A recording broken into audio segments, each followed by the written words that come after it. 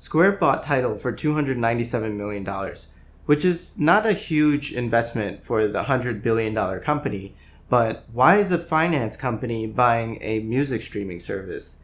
In this video, I'm going to show you guys how this acquisition is not just a game changer for the music industry, but how it could potentially create whole new markets that have never existed before.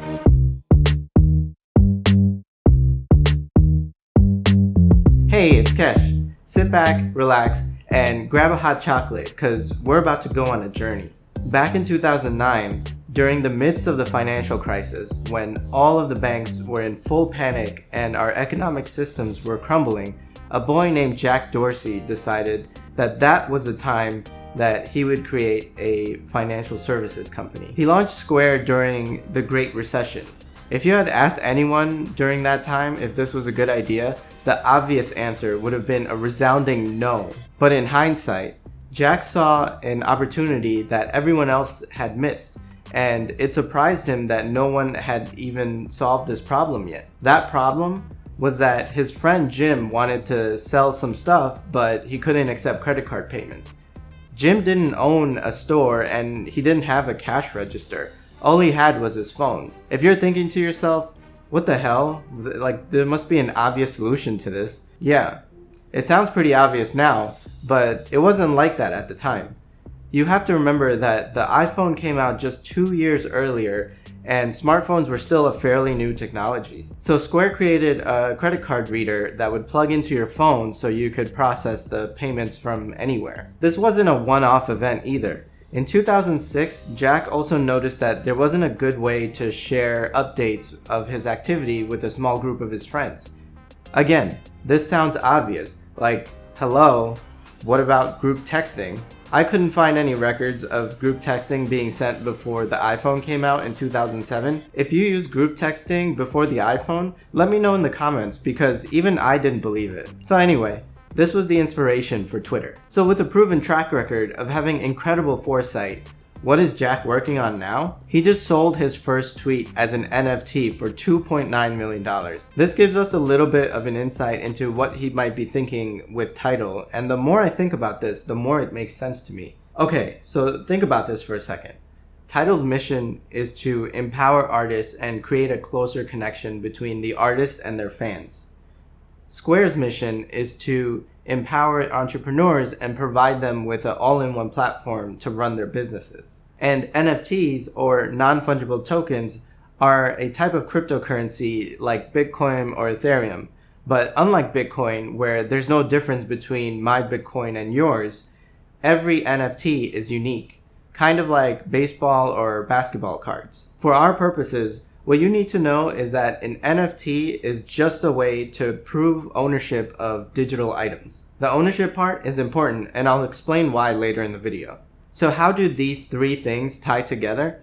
Imagine a world where you can invest in your favorite artist like you would invest in a company on the stock market. Square is in the right place at the right time to become the New York Stock Exchange of the music industry. Let me explain. So let's say you're a musician and you have a small fan base, but they're like true fans, you know? They love your stuff. But being a musician full-time isn't making you enough money to pay the bills. So you decide to start working part-time, waiting tables, or some other minimum wage job. In this kind of situation, you don't really have a lot of options. One of the options you have is to open a Patreon account and ask your fans to support you that way. But what if there was a better way? What if you could take your future potential earnings and bring that into the present? Imagine selling 50% of the master copy of your next album as 50 NFT tokens. Now, if you're thinking, what the hell does that even mean? Think of it like this. When a company needs to raise money so that they can grow faster, they will have an IPO, right? So when you buy stock in a company, you're also buying some ownership in that company as well. So how does this apply to music? Well, let's say I'm one of your fans and I buy one of those NFTs. That means I own 1% of the master copy now. So anytime songs in that album are used in a movie trailer, a TV show, on the radio, or streaming online, there's royalties that get paid to the owner of that song. Since I own 1% of that song, I get to collect 1% of the revenue. So now you, the artist, have become a company, and the NFTs you sold are like stock certificates, which give me ownership rights to that album. When that album makes money from royalties, I also get paid, just like some stocks give you dividends for owning them. Not only that, but you, the artist, could build in a 10% commission into the NFT, so that whenever the token is resold to someone else, you would collect 10% off the top. So let's say I buy your NFT when you only had 1,000 fans. To put it in stock market terms, that's like if your company's market cap is like 100K. Let's say I hold on to your NFT for 10 years and make some money off of the royalties here and there, but since then, you became really famous and now you're a megastar with 100 million fans. So effectively, your company went from being a 100K market cap to a $10 billion market cap in 10 years. Now that there's 100 million fans, the ownership rights to your old albums become very valuable, right? That's like having a Babe Ruth rookie card. Now I can easily resell that NFT for 100 or even 1,000 times return on my investment.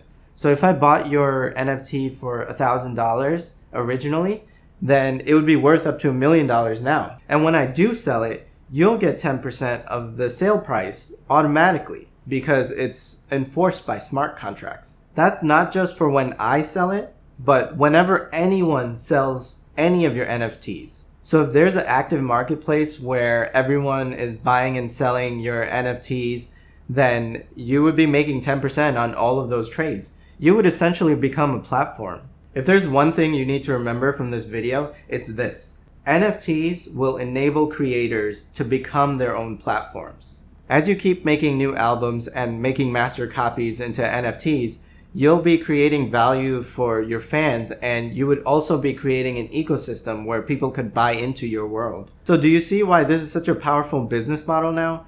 It creates markets out of things that never even existed before. It also aligns the incentives of the artists and the fans, which is the core ethos of Tidal. The best part is that there's many more ways that you could use NFTs. For example, Kings of Leon released a NFT album. One of the perks of owning their NFT was guaranteed first row seats to all of their concerts for life. As long as you hold the token, you're guaranteed a spot in the front row. Imagine how much an NFT like that would be worth now if Taylor Swift sold it when she was first starting out. Front row seats at one of her shows is about $5,000 to $8,000. This type of system will make artists much more independent by giving them the tools necessary to succeed instead of having to sign unfavorable deals with record labels. We're only in the early stages of NFTs, but in 10 years, we'll be looking back at this moment like, shit, it was so obvious.